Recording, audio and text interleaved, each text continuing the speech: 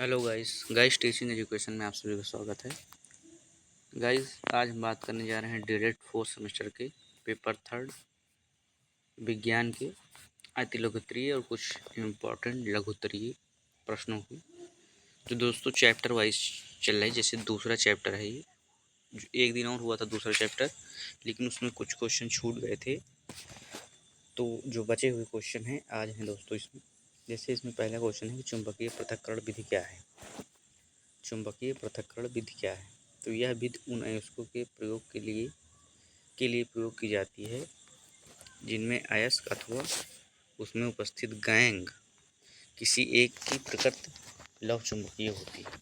इस विधि द्वारा सामान्यतः चुंबकीय और अनुचुंबकीय प्रकृति के पदार्थों का पृथक्करण किया जाता है। चुंबकीय मतलब जैसे चुंबक में जो चुंबक आकर्षण का गुण पाया जाता हो, और अनुचुंबकीय मतलब जिनमें आकर्षण का गुण न पाया जाता हो, यही चुंबकीय पृथक्करण भी। तो यही मतलब आकर्षण करेगा तो चुंबक, और नहीं करेगा तो पृथक्करण का मतलब अलग होगा दोस्तों।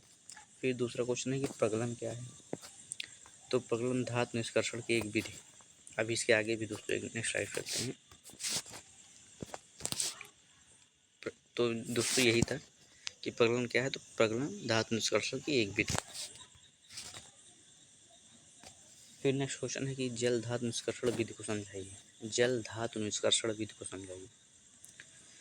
तो यह विधि इस सिद्धांत पर आधारित है कि अधिक विद्युत धनात्मक तत्व कम विद्युत धनात्मक तत्व को इसके विलयन से विस्थापित, मतलब दोस्तों अलग करना होता है, अलग कर देती, विस्थापित कर देती है। इस विधि में सांद्रित अयस्क के विलयन की क्रिया उचित अभिकर्मक के साथ कराने पर कम सक्रिय धातु अवक्षेपित हो जाती है। तो यही दोस्तों जल धातु निष्कर्षण विधि को समझाइए। फिर नेक्स्ट क्वेश्चन की विद्युत अपघटनीय विधि क्या होती है। तो उच्च विद्युत धनात्मकता की धातुओं का निष्कर्षण उनके ऑक्साइड, हाइड्रोक्साइड, क्लोराइड इत्यादि की गलित मतलब जो गल जाए, मतलब जैसे बर्फ गलने की अवस्था में होती है, तो वैसे ही तो गलित अवस्था में विद्युत अपघटन से किया जाता है, क्योंकि इनके यौगिकों का अपचयन सामान्य अपचयकों की तरह नहीं होता। इनका विद्युत अपघटन भी जलीय विलयन में नहीं किया जाता, क्योंकि इन धातुओं के मानक ऑक्सीकरण नेक्स्ट स्लाइड पर दोस्तों इसमें छोटा हुआ विभव हाइड्रोजन के सापेक्ष बहुत अधिक धनात्मक होते हैं, इसलिए ये धातुएं अत्यधिक क्रियाशील हैं तथा जल से क्रिया करती हैं। फिर से देख लेते हैं एक बार इसको दोस्तों कि विद्युत अपघटनीय विधि क्या होती है। तो इसमें उच्च विद्युत धनात्मकता का मतलब होता है कि जैसे मतलब हाई पावर पे ऐसा बोल सकते हैं, या जैसे मतलब ज़्यादा करंट फ्लो होता है, पावर ज़्यादा हो, जैसे 11,000 वोल्ट होता है, ऐसे ऐसे आप उदाहरण के तौर पर समझ सकते हैं। उच्च विद्युत धनात्मकता जो मतलब विद्युत पॉजिटिव है, ये अधिक है कि धातुओं का निष्कर्षण उनके ऑक्साइड, हाइड्रोक्साइड, क्लोराइड इत्यादि की गलित अवस्था, मैंने बताया गलने की अवस्था में विद्युत अपघटन से किया जाता है, क्योंकि इनके यौगिकों का अपचयन समान अपचयकों के द्वारा नहीं होता।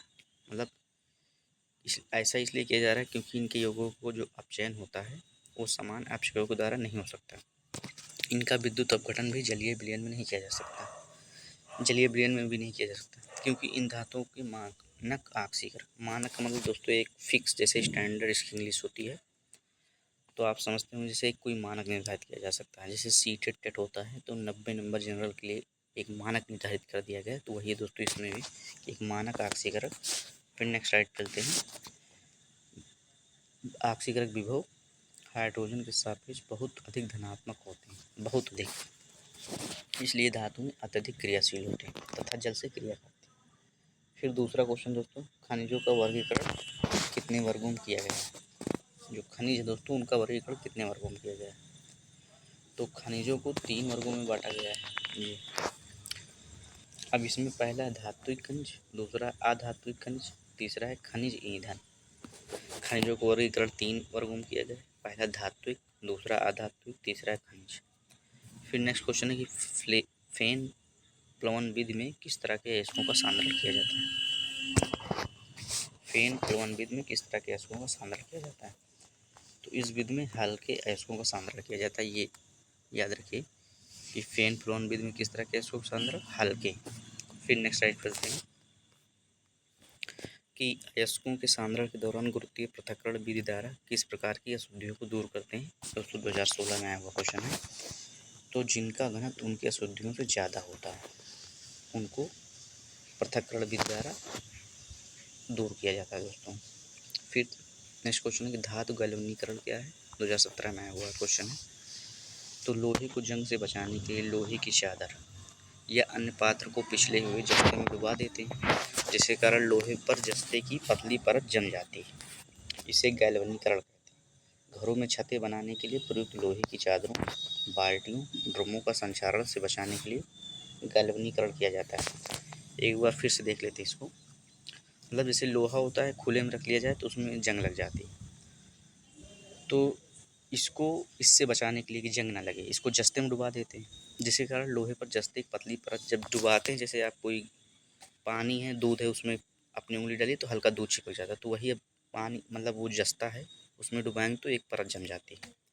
इसे गैल्वेनीकरण कहते हैं। घरों में छतें बनाने के लिए प्रयुक्त लोहे की चादरें, बाल्टियाँ और ड्रमों को संक्षारण से बचाने के लिए गैल्वेनीकरण किया जाता है। दोस्तों आज इतने ही क्वेश्चन थे। Thank you. आपसे वीडियो को लाइक और चैनल को सब्सक्राइब कर लीजिएगा। हम लोग नेक्स्ट क्लास में मिलते हैं।